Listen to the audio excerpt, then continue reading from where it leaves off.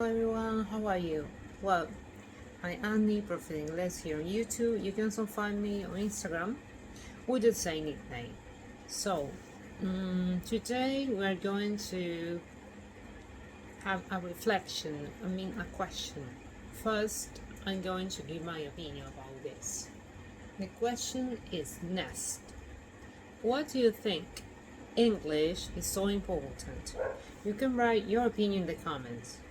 Doesn't matter if it is a phrase or a sentence, you can give your opinion. It's very important for me.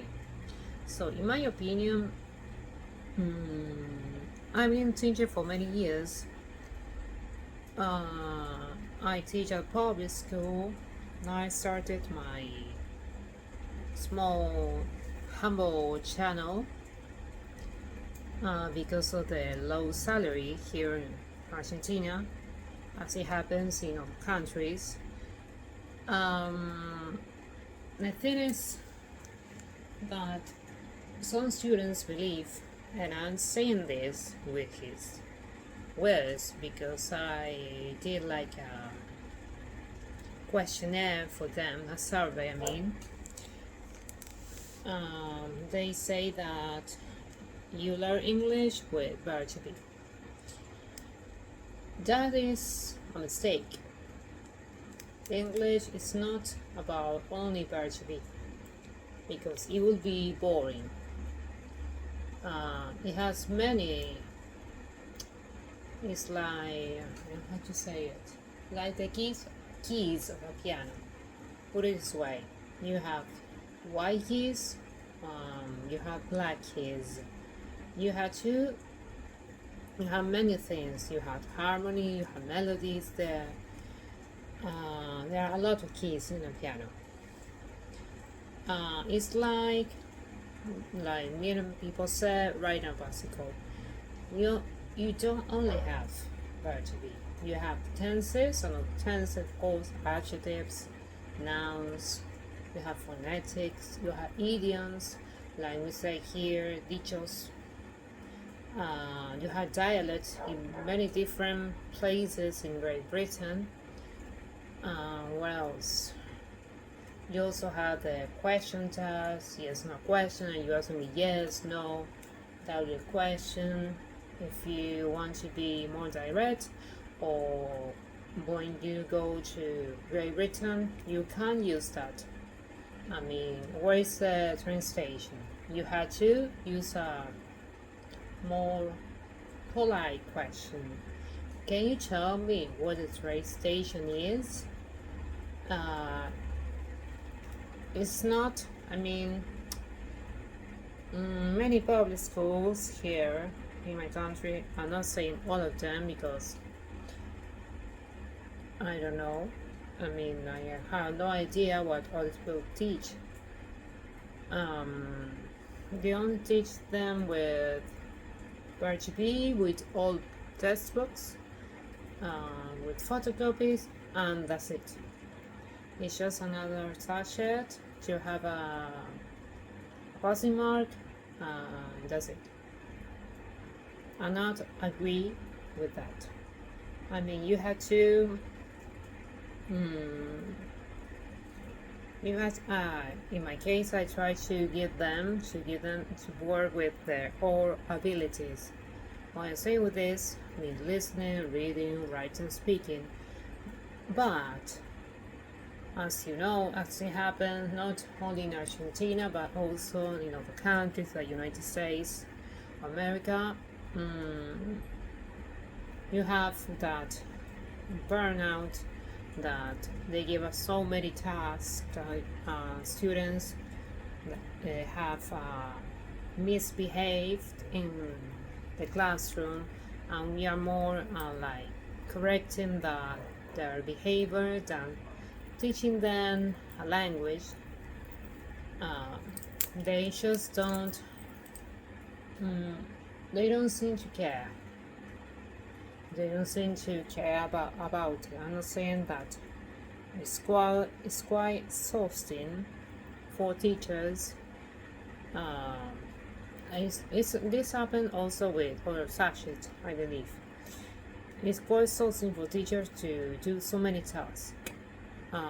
You are never recognized. Like, for example, let's put it this way. An example, like McDonald's, they put you a framework with your face, like employee of the month. Forget about it. They will never, never give you a recognition as for your work. No matter how hard you work, they will always find mistake. But you had to be, like I said in one of my first videos, you had to be determined. You had to have perseverance. You had to be you had to have dedication in any language or in anything in life. It has so many things for what is important. Is traveling. When you travel to an English speaking country, it doesn't have to be Great Britain, it can be United States, it can be Australia, it can be Canada. You can use it for a hotel or understand TV shows or sing your favorite songs and understand them. What else? Maybe use it, try to, if you are in the streets, you are on the streets, you need to know the address of a place or whatever. You can't just use a verb to be. You have to use, like I said before, some not open questions but closed questions, like more polite in a way. For instance, I guess I said before, can you tell me where, I don't know, the supermarket is? Something like that. Can you say that again, please? Can you pass me the salt, please? There are so many things like idioms. For instance, to pull out your leg means to make jokes about you. That someone make a joke about you, or what else? Pain in the neck. Someone that is very annoying. That is saying. Just to mention a few. You also have phonetics. You have many dialects in many places in Great Britain. We don't pronounce like the King of England, like Charles III. You have your own style of pronunciation, English pronunciation. English is important, in other words, to make it simpler, to make it short, because this video is a bit long, and it is, any language is about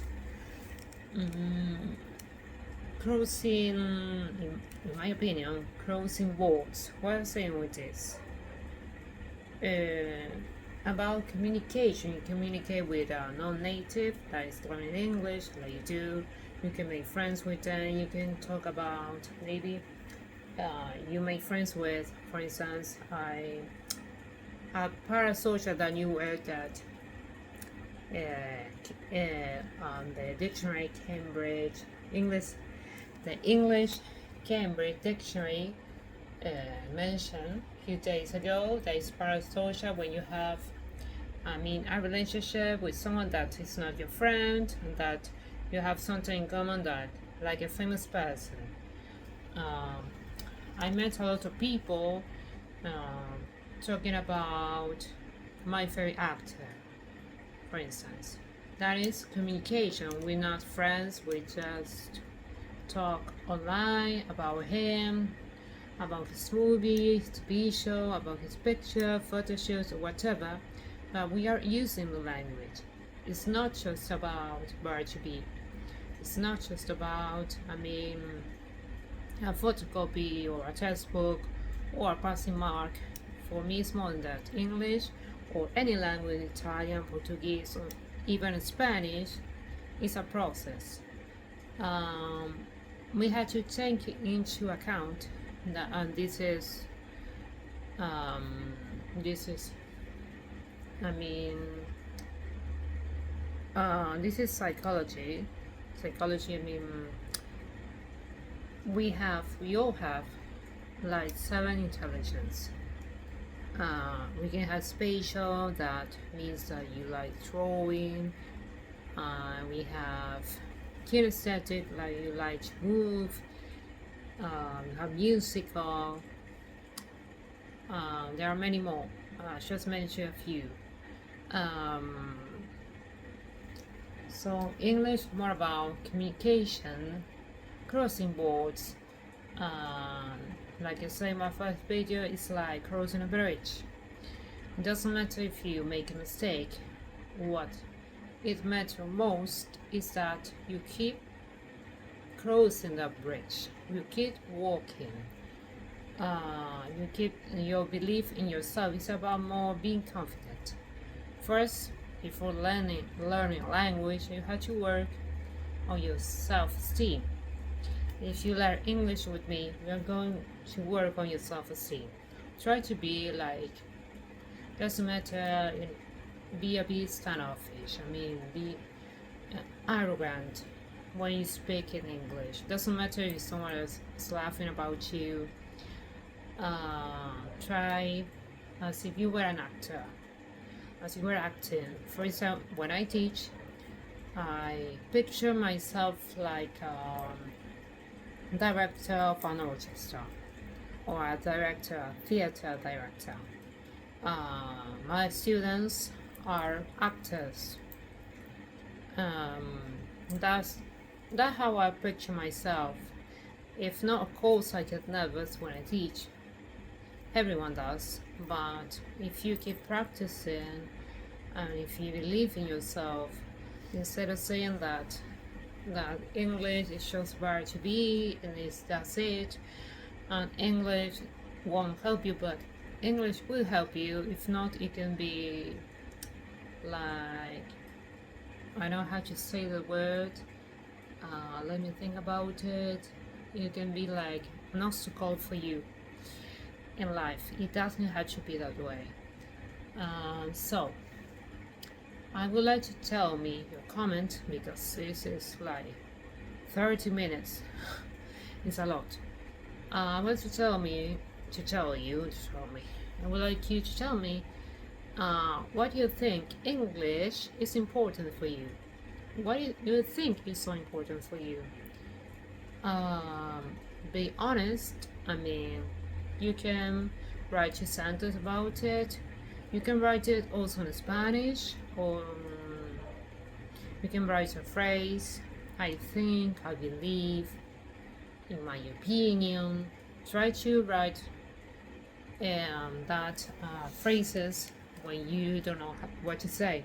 In my opinion, I believe, I think, to my mind, to me.